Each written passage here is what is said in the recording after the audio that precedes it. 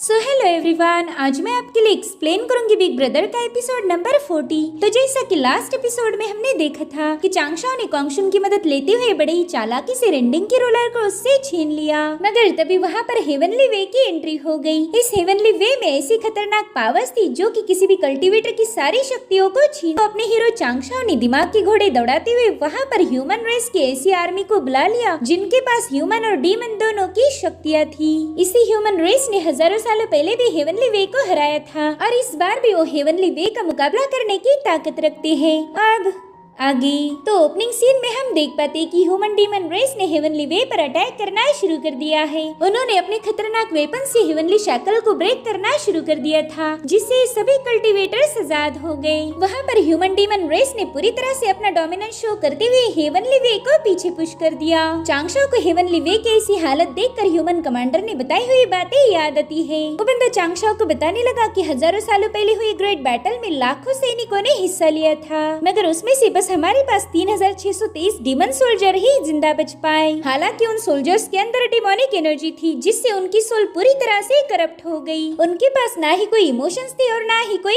Feeling. अब उनकी life का बस एक ही मकसद था कि ब्रदर सुइरेन की बैटल कमांड को फॉलो किया जाए। हमारे वो ह्यूमन डीमन सोल्जर हमेशा ह्यूमैनिटी को प्रोटेक्ट करते आए हैं। और तभी चांगशाओ कमांडर से पूछने लगा कि मुझे ब्रदर सुइरेन के बारे में बताए, आखिर उनके साथ क्या हुआ। जिस पर कमांडर कहता है कि डाओ ऑफ हेवन की नजर में ब्रदर सुइरेन पूरी तरह से इवल बन चुका था। उनकी डिमोनिक एनर्जी काफी हद तक बढ़ने की वजह से वो हेवन एंड अर्थ के लिए खतरा बन गए। तो डाओ ऑफ हेवन ने उन पर अत्याचार करते हुए उन्हें उनके हेवनली कोर्ट की तख्त से हटा दिया। वो ब्रदर सुइरेन को हमेशा के लिए कैद करना चाहते थे, इसलिए ब्रदर सुइरेन को वहाँ से भागकर सीधा फायर क्लाउड केव में आना पड़ा और फिर उसी केव में वो हमेशा के लिए बस गए। जब तक वो यहाँ थे उन्होंने हमेशा ह्यूमैनिटी को गार्ड किया है। साथ ही उन्होंने हमें कुछ ऐसी टेक्निक सिखाई जिनका यूज करके हम डाओ ऑफ हेवन को काउंटर कर सकते हैं। तो चांगशाओ कमांडर को उस सीक्रेट टेक्निक के बारे में पूछने लगा, जिस पर कमांडर बताता है कि ये हमारे ब्रदर सुइरेन की सबसे खास टेक्निक थी जिसे the great way of fire in the cave भी कहा जाता है। इसी जबरदस्त टेक्निक का यूज करते हुए हम हेवन के खिलाफ जंग कर सकते हैं। अगर हेवन ने एक बार फिर से ह्यूमन रेस के खिलाफ अपनी शमशीर उठाई तो हम हेवन को पूरी तरह से मिटा देंगे।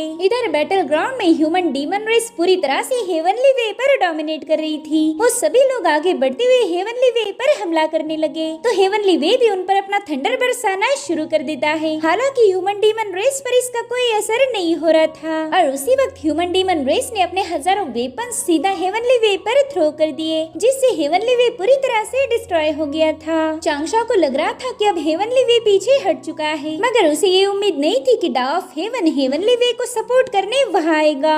उनके वहाँ आते ही पूरे यूजिन किंगडम में अंधेरा छा गया। वो ह्यूमन डीमन रेस के कमांडर से बात करने लगे। वो पूछ रहे थे कि हजारों सालों बाद हमारी मुलाकात हुई, जरा मुझे बताओ तुम्हारे भाई सुइरेन की इंजुरीज कैसी है। पिछली बार तो मैंने तुम्हारे भाई सुइरेन को बुरी तरह से खदेड़ दिया था। जिस पर कमांडर जवाब देते हुए कहने लगा कि मेरा भाई सुइरेन बिल्कुल ठीक है, भले ही उन्होंने मॉर्टल्स की दुनिया को छोड़ दिया मगर वो अभी भी ह्यूमन रेस के खिलाफ कोई अत्याचार सहन नहीं कर सकते। आफ्टर ऑल ब्रदर सुइरेन ह्यूमन रेस के एम्परर है, तो भला वो अपनी ह्यूमन रेस की परवाह करना कैसे छोड़ सकते। हालांकि डाओ ऑफ हेवन पर कमांडर की बातों का कोई असर नहीं होता। उसने दोबारा से यूजिन किंगडम को बर्बाद करना शुरू कर दिया। इधर चांगशाओ सोच रहा था कि अगर ब्रदर सुइरेन ने अपनी इंजरीज को हील किया होता तो आज वो अपनी डीमन आर्मी को खुद लीड करते और शायद ये बात डाओ ऑफ हेवन भी समझ चुके हैं। अगर उन्होंने यूजिन किंगडम को डिस्ट्रॉय करने का ठान ही लिया होगा तो फिर उन्हें कोई भी रोक नहीं सकता और ये ह्यूमन रेस पर डाओ ऑफ हेवन का सबसे बड़ा अत्याचार होगा। इसलिए अब चांगशाओ ही डाओ ऑफ हेवन से बात करने का डिसाइड करता है। वो उसे ग्रीट करते हुए कह रहा था कि मैं हेवनली कोर्ट का वाटर गॉड हूँ। मुझे जेड एम्परर और क्वीन मदर ने रीइंकार्नेट होने से पहले ही बताया था कि मैंने उनकी बेटी लॉन्गजी को हेवनली कोर्ट के मसले हल करने में मदद करनी है, तो मैं उन्हीं के ऑर्डर्स को फॉलो करने यहाँ आया हूँ। मैं जानता हूँ कि यूजिन किंगडम के राजा ने अपनी लाइफ बढ़ाकर हेवन के रूल को ब्रेक किया है, जिसके चलते हेवनली वे पूरे यूजिन किंगडम को तबाह करना चाहता था, मगर हम बस एक राजा की गलती की वजह से पूरे किंगडम को सजा नहीं दे सकते। साथ ही साथ मेरे पास हेवन के लिए एक खास ऑफर भी है, अगर आप सुनोगे तो मैं आपको एक्सप्लेन कर सकता हूँ। शायद उस अपॉर्चुनिटी को सुनकर आप आपका डिसीजन बदल ले। तो डाओ ऑफ हेवन भी चांगशाओ को उसकी बात कहने का मौका देते हैं। अब चांगशाओ उन्हें बताने लगा कि इस औरत के पेट में यूजिन किंगडम का होने वाला वारिस है। अगर आप आपकी हेवनली पावर का यूज करके इस बच्चे को ब्लेस कर दो तो ये बच्चा आगे चलकर यूजिन किंगडम के जितने भी सर्वाइवर्स है उन्हें लेकर एक नया नेशन बनाएगा। वो नया राज्य यूचिन किंगडम से 1000 गुना ज्यादा प्रॉस्परस होगा। दरअसल चांगशाओ पहले से ही जानता था कि हेवन एक शांग डायनेस्टी को क्रिएट करना चाहता है, तो उसने जानबूझकर डा ऑफ हेवन के सामने खुद ही वो अपॉर्चुनिटी रख दी। यूचिन किंगडम के लोगों का ही यूज करके शांग डायनेस्टी को क्रिएट करो। ऐसा करने से ह्यूमन रेस भी प्रोटेक्टेड रहेगी और डा ऑफ हेवन का मकसद भी पूरा हो जाएगा। साथ ही साथ चांगशाओ को ये भी पता था कि एक बार शांग डायनेस्टी क्रिएट हो जाए तो हेवनली वे कभी उस पर अटैक नहीं करेगा, तो सदियों से जो ह्यूमन एम्परर और हेवन की जंग चलती आ रही है वो भी खत्म हो जाएगी।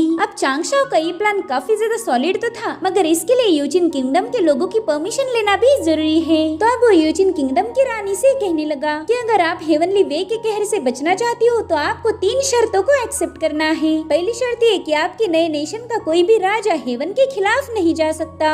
अगर उन्होंने हेवन के किसी भी रूल को ब्रेक किया तो उनकी सोल हमेशा हमेशा के लिए डिस्ट्रॉय हो जाएगी। मेरी दूसरी शर्त ये है कि नए नेशन को हेवनली कोर्ट और एंसेस्टर की हर एक बात की रिस्पेक्ट करनी होगी। और हमारी तीसरी और आखिरी शर्त ये है कि आपके नए नेशन का कोई भी बंदा कल्टीवेट नहीं करेगा। आपको हर एक मुसीबत से प्रोटेक्ट करना हेवनली कोर्ट की जिम्मेदारी होगी, इसलिए आपको खुद पावरफुल बनने की कोई जरूरत नहीं। अगर आपको ये तीनों शर्तें मंजूर हैं, तभी जाकर मैं आपकी यूचिन किंगडम से एक नया नेशन बना पाऊंगा। आप लोगों के पास सरवाइव करने का इससे अच्छा चांस नहीं हो सकता। तो इन लोगों ने तुरंत ही चांगशाओ की बात मान ली। वो कहने लगे कि हमें हेवनली कोर्ट का ऑफर मंजूर है। आज के बाद हमारी प्रोटेक्शन की जिम्मेदारी आपकी होगी, साथ ही हम अपने होने वाले बच्चे का नाम ची रखेंगे। ये सुनकर चांगशाओ को समझ आ गया था, दरअसल चीस नाम के बंदे ने शांग डायनेस्टी को स्थापित किया है, मगर ये बात फ्यूचर में होगी। अब कई लोग ये सोच सकते हैं कि आखिर चांगशाओ को फ्यूचर के बारे में कैसे पता। वेल, सेंट टाइचिंग के पास फ्यूचर को प्रेडिक्ट करने का एक ट्रेजर है और उसी का यूज करके उन्होंने चांगशाओ को कुछ विजन्स दिखाए थे। चांगशाओ ऑलरेडी जानता है कि शांग डायनेस्टी को स्थापित करना ही हेवनली वे और डा ऑफ हेवन का मकसद है, और इसी वजह से उसने डा ऑफ हेवन के सामने वही डील रखी जो उनका ऑलरेडी प्लान था।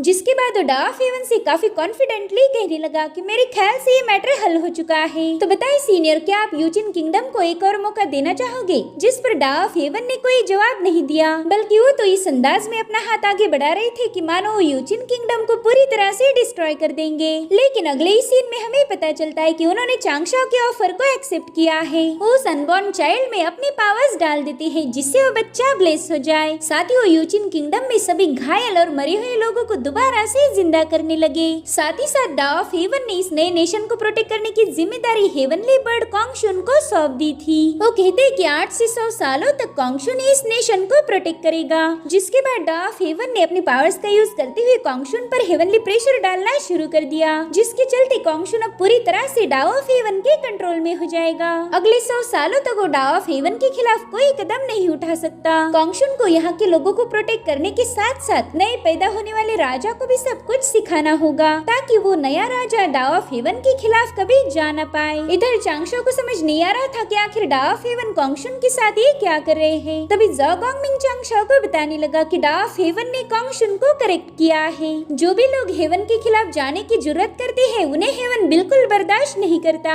एक तो उस बंदे को मारा जाता है या फिर उसे ऐसी कठपुतली बनाया जाता है जो कि हर बार डा ऑफ हेवन के हर एक हुक्म का पालन करे। और वही सब कॉन्गशुन के साथ हुआ था, जो देखकर चांगशाओ को काफी ज्यादा बुरा लगने लगा। कॉन्गशुन जैसा पावरफुल वॉरियर डा ऑफ हेवन की कठपुतली बन गया। अब डा ऑफ हेवन कॉन्गशुन को हुक्म देते कि इन सभी लोगों को लेकर इस दिशा में चले जाओ, वहाँ पर ही ह्यूमन का नया नेशन बनेगा। तो कॉन्गशुन ने तुरंत ही उनके ऑर्डर को एक्सेप्ट करते हुए अपना सिर झुका दिया। इधर चांगशाओ को हेवनली वे पर काफी ज्यादा गुस्सा आ रहा था, क्योंकि उसे पता था कि डा ऑफ हेवन की हर एक हरकत के पीछे हेवनली वे का ही हाथ है। हेवनली वे ने जानबूझकर कॉन्गशुन को एक कठपुतली बनाया। ये बात सीधे चांगशाओ के दिल पर लगी थी, क्योंकि कॉन्गशुन उसका काफी अच्छा दोस्त बन गया था। वहीं पर ह्यूमन डीमन रेस का कमांडर अपनी सेना से कह रहा था कि जंग अब खत्म हो चुकी है, इसलिए जल्दी से फायर क्लाउड केव वापस चलो। मगर वहाँ से जाने से पहले कमांडर अपनी माइंड पावर का यूज करते हुए चांगशाओ से कह रहा था कि इस जंग में हमारी जीत नहीं बल्कि हार हुई है। जीत का मतलब है हेवन एंड अर्थ के नियमों को बदलना,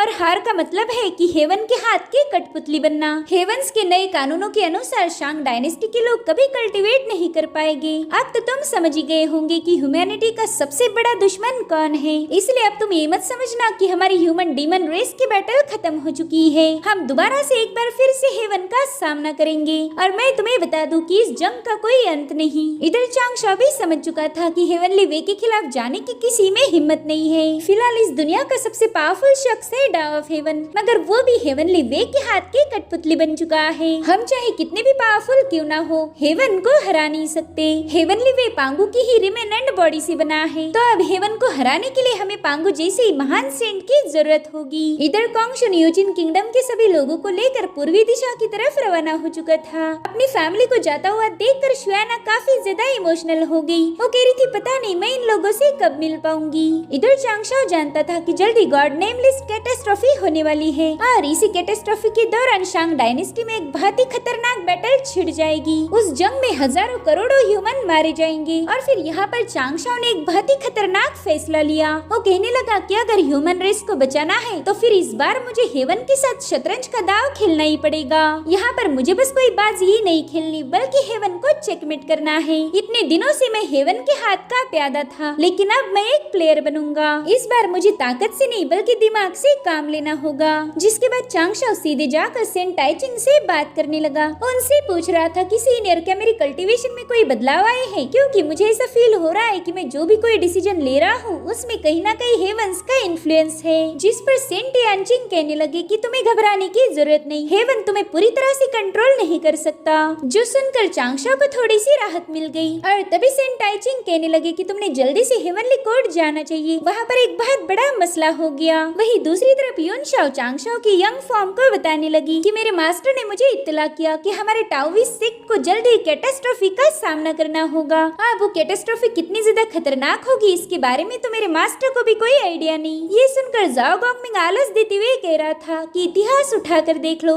आज तक ऐसे कई सारे डिजास्टर आए और चले गए, अब तो हमें उसकी आदत हो चुकी है। हालांकि इस बच्चे ने अभी तक कोई कैटास्ट्रॉफी विटनेस नहीं की, मेरे ख्याल से इसने थोड़ा संभाल कर रहना चाहिए। तभी चांगशाओ इन दोनों भाई बहनों से एक सवाल पूछता है कि आखिर हेवन ह्यूमंस को कल्टीवेशन से मना क्यों कर रहा है। जिस पर युनशाओ जवाब देते हुए कहती कि हमारी हेवन एंड अर्थ में बहुत ही लिमिटेड स्पिरिचुअल एनर्जी है, जो भी बंदा कल्टीवेट करेगा उसकी बॉडी में वो स्पिरिचुअल एनर्जी समा जाएगी, इसलिए हेवन मॉर्टल्स को कल्टीवेशन करने से रोकता है ताकि ये एनर्जी पूरी तरह से खत्म ना हो जाए। साथ ही साथ इस दुनिया पर कैटास्ट्रॉफी भी क्रिएट की जाती है ताकि उसमें कई सारे लोगों को खत्म कर दिया जाए, उनके मरते ही वो सारी स्पिरिचुअल एनर्जी दोबारा से हेवन एंड अर्थ में वापस आ जाती है। इधर चांगशाओ सोचता है कि मेरी ह्यूमन रेस को सरवाइव करने के लिए किसी स्पिरिचुअल एनर्जी की जरूरत नहीं, और अगर उनमें से कुछ लोगों को कल्टीवेशन करने का मौका दिया जाए तो वो हेवन के लिए एक अच्छे मास्टर साबित होंगे। अगर मैं कोई ऐसा रास्ता निकाल पाऊँ जिससे ह्यूमन रेस और हेवन के रिश्ते अच्छे हो जाए तो फिर हेवंस के रूल को मॉडिफाई करना ज्यादा आसान हो जाएगा।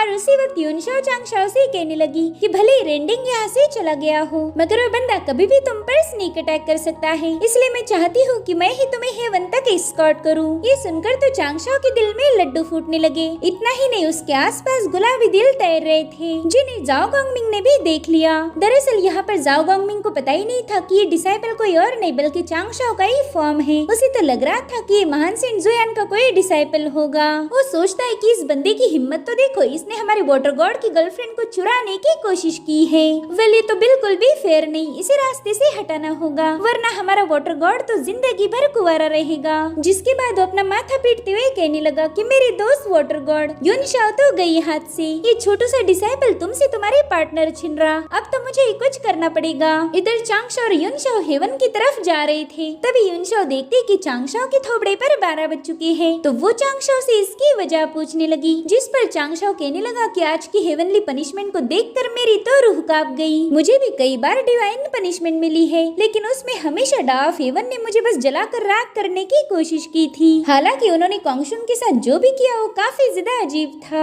साथ ही मुझे अपने अंदर एक बदलाव भी महसूस हो रहा है। पहला मैं हेवन के खिलाफ था, लेकिन अब मेरे थॉट्स हेवन के अगेंस्ट जा ही नहीं पा रहे। ये सुनकर युनशाओ को हंसी आने लगी। वो कहती है कि आज तक हेवन को इतनी उंगली किसी ने नहीं की होगी जितनी की तुमने की है, इसीलिए शायद तुम अब हेवन के फेवरेट बन गए। वैसे सच बताओ तो अब मुझे नहीं लगता कि तुमने ज्यादा फिक्र करनी चाहिए, तुम हर बार किसी न किसी टेंशन में रहते हो। तो चांगशाओ जवाब देते हुए कहने लगा कि मेरे पास कल्टीवेशन करने के लिए ज्यादा साल नहीं बचे, इसलिए मुझे हमेशा डर लगा रहता है कि कहीं कोई अनहोनी हो जाए और मैं उसे रोक भी न पाऊँ। और यही वजह है कि मैं हर बार सोचता हूँ और कुछ न कुछ प्लान बनाता हूँ ताकि मैं हर एक मुश्किल को सॉल्व कर पाऊँ। तभी युनशाओ उससे पूछने लगी कि मुझे बताओ फिलहाल तुम्हें कौन सी चीज सता रही है। जिस पर चांगशाओ जवाब देते हुए कहने लगा कि फिलहाल तो मुझे हमारे सेक्ट की फिक्र हो रही, पता नहीं कैटास्ट्रॉफी में कितने लोग सर्वाइव कर पाएंगे। तो युनशाओ से समझाती कहती है कि तुम्हें अकेले ही इतना सारा बोझ उठाने की जरूरत नहीं, आफ्टर ऑल हम दोनों पार्टनर्स हैं, तो आगे चलकर हम दोनों मिलकर इसके बारे में सोच लेंगे।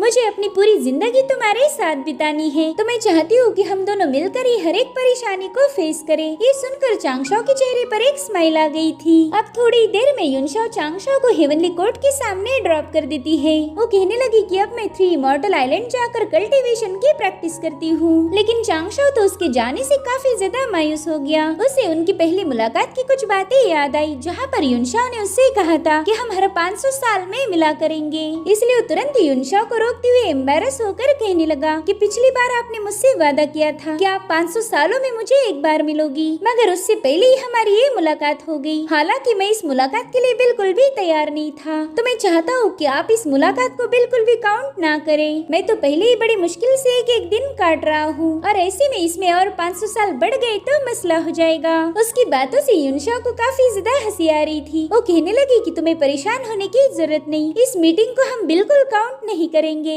अब अगले सीन में हम देखते कि ज़ाओ गॉन्गमिंग घबराते हुए आकर चांगशाओ को अपने पास खींच लेता है। इधर चांगशाओ को कुछ भी समझ नहीं आ रहा था कि आखिर ज़ाओ गॉन्गमिंग इतना परेशान क्यों है। इसलिए ज़ाओ गॉन्गमिंग चांगशाओ के कान में बताने लगा कि आप उस महान सेंट जुयान के यंग डिसाइपल को तो जानते ही होंगे। वो छोटू सा डिसाइपल दिखता भोला है, लेकिन है बड़ा कमीना। वो युनशाओ को आपसे छीनने की कोशिश कर रहा है। मैंने अपनी आंखों से देखा, वो मेरी बहन पर फुल टू लाइन मार रहा था। इधर चांगशाओ को ये समझ नहीं आ रहा था कि आखिर वो ज़ाओ गॉन्गमिंग को कैसे समझाए कि वो यंग डिसाइपल चांगशाओ का ही एक फॉर्म है। तभी ज़ाओ गॉन्गमिंग चांगशाओ से कहने लगा कि हमें जल्दी से जाकर हेवन की जोड़ियां बनाने वाले बंदे से मिलना होगा। अगर तुमने उस बंदे को रोका नहीं तो तुम्हारी गर्लफ्रेंड को हड़प लेगा, फिर तुम जिंदगी भर कुंवारे मरोगे। इधर चांगशाओ रोते हुए कहने लगा कि हे डा ऑफ हेवन, पता नहीं आप मुझे कैसे कैसे दिन दिखा रहे। यहाँ पर मैं कैटास्ट्रोफी का टेंशन ले लेके अपना खून जला रहा हूँ, और ये ज़ाओ गॉन्गमिंग है जिसे मेरी शादी की पड़ी। अब मैं तो उसे समझा भी नहीं सकता कि वो यंग डिसाइपल कोई और नहीं बल्कि मैं खुद हूँ। लेकिन ज़ाओ गॉन्गमिंग तो उसे ढंग से रोने भी नहीं दे रहा था। वो सीधा चांगशाओ को अपनी गोद में उठाकर मैच मेकर के पास पहुँच जाता है। वहाँ पर ज़ाओ गॉन्गमिंग मैच मेकर से कह रहा था कि आपके जैसे जोड़ियां बनाना किसी को नहीं आता। मेरे ख्याल से इस दुनिया में आपके जैसा कोई शख्स नहीं जो कि मोहब्बत के रिश्तों को अच्छे से समझ पाए। इधर चांगशाओ अपने दिल में ही कह रहा था कि अरे ज़ाओ गॉन्गमिंग, इस बुढ़े को तो कुछ पता नहीं। जेड एम्परर ने इस बुढ़े को बस लव ट्री पर ध्यान देने का काम दिया था। ये बंदा तो एक मामूली सा सेलेस्टियल इमॉर्टल है जिसकी उम्र है 10,000 साल। भला इसे मेरे प्यार की गहराई का क्या पता होगा। इधर ज़ाओ गॉन्गमिंग उस बंदे से पूछता है कि आप हमें थोड़ी मोहब्बत की बातें बताएं, आखिर ये मोहब्बत होती कैसी है। लेकिन उस बंदे को तो इस बारे में कुछ भी पता नहीं, उसने तो खुद ही अभी तक शादी नहीं की थी। इसलिए ज़ाओ गॉन्गमिंग ने खुद ही प्यार मोहब्बत का प्रवचन शुरू किया, जिसमें वो मोहब्बत के मीठे एहसास साथ ही साथ बेकरारी और धोखेबाजी को एक्सप्लेन कर रहा था, जो सुनकर बेचारी चांगशाओ को चक्कर आने लगे। और फिर पूरी रात मोहब्बत क्या होती है ये बताने के बाद फाइनली वो बुढ़ा सवेरे समझ गया। वो कहता है हाँ, अब मैं जान चुका हूँ कि आखिरकार ये मोहब्बत होती क्या चीज है। वो कहने लगा कि वाटर गॉड युनशाओ से शादी करना चाहता है। वहीं पर युनशाओ की भी यही इच्छा है, मगर वो एक प्रिमोर्डियल बीइंग है जिसके चलते वो लव ट्री पर रिप्रेजेंट नहीं हो सकती। अब रेड ट्री पर ना होने की वजह से मैं उसका नसीब चांगशाओ के साथ जोड़ भी नहीं सकता। इन दोनों की जोड़ी बनाए रखने के लिए हमें कुछ और तरीके ढूंढने होंगे ताकि इन दोनों के दरमियान कोई तीसरा बंदा ना आने पाए। क्यों ना वाटर गॉड युनशाओ के लिए एक प्यार भरा खत लिखे जिसमें वो अपनी सारी फीलिंग्स को एक्सप्रेस करके उसके साथ एक फूल भी युनशाओ को भेज सकता है। अब इस प्यार भरे खत का नाम सुनते ही ज़ाओ गॉन्गमिंग को खुद का एक्सपीरियंस याद आया। वो कहते हाँ, ये आइडिया सही रहेगा। ज़ाओ गॉन्गमिंग की हरकतें देखकर ही चांगशाओ समझ गया कि ज़ाओ गॉन्गमिंग को भी जियांग नाम की बंदी ने लव लेटर भेजा था, मगर उसे तो लेटर पढ़ के भी कुछ समझ नहीं आया। इसलिए चांगशाओ उसके पास जाकर बताने लगा कि शायद सिस्टर जियांग आपसे प्यार करती है, लेकिन आप तो बस उन्हें एक अच्छी दोस्त समझते हो, इसलिए आपने उस लेटर का कोई जवाब नहीं दिया। दरअसल चांगशाओ को इस सिस्टर जियांग के बारे में भी पता था। ये बंदी गॉड्स के नेमलेस कैटास्ट्रोफी में मारी जाएगी और फिर उसके बाद उसे एक गॉड बनाया जाएगा। यही बंदी लाइटनिंग मदर ऑफ हेवन बनेगी और फिर उसकी शादी होगी वेल्थ के गॉड से। अब वो वेल्थ वाला गॉड ज़ाओ गॉन्गमिंग होगा या कोई और, इसके बारे में मुझे ज्यादा कुछ पता नहीं। वहीं पर जियांग ने एक और लव लेटर लिखा था जिसके बारे में डिजांग के कुत्ते डेटिंग को पता चल जाता है। अब ये लेटर किसके लिए था ये हमें कहानी में आगे पता चलेगा। और इसी के साथ ये एपिसोड यहीं पर एंड हो जाता है। गाइज, आज का वीडियो आपको जरा भी पसंद आया हो तो प्लीज एक लाइक एंड कमेंट जरूर कर देना। Thank you so much for watching. Bye bye, take care.